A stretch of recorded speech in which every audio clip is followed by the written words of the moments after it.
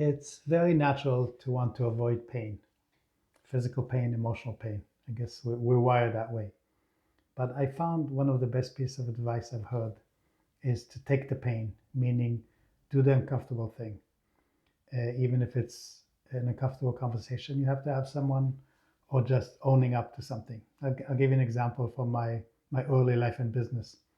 I had this customer that used to bring in pieces of fabric and we would print it for her.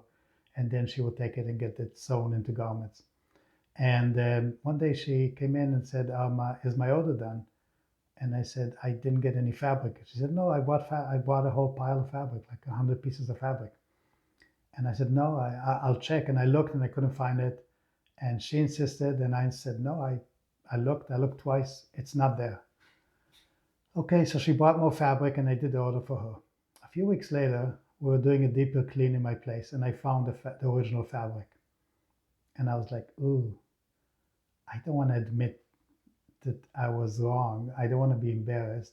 I don't want her to say, I told you so. So I said, I know what, I'll take it and I'll throw it out. And I didn't even throw it in my own garbage. I went to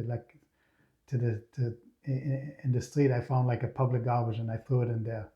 And I thought I got rid of it because I threw it away. But instead, I was carrying that pile of fabric for many years, feeling really guilty and wishing that I've done differently. If this was to happen today, I would simply, the minute I found the fabric, I would call her up, say, I'm sorry, you were right, I was wrong, I found the fabric. I want to pay you for the fabric. If you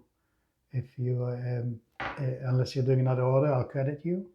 And when she actually picked up the order, I would also add some kind of gift just to compensate for the hassle, a bottle of wine or something. And if I'd done it back then, I wouldn't carry these years of guilt. So I think owning up, taking the pain, it could be a thing like the example I gave, or it could just be a conversation, maybe with somebody about what's not working for you in the relationship.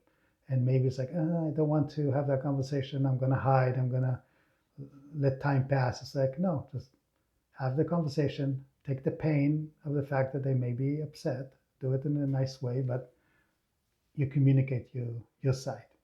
So taking the short-term pain so you don't have this long-term mental pain. And also it's kind of, as you get more and more things like this, it really just clutters your mental space and your mental energy.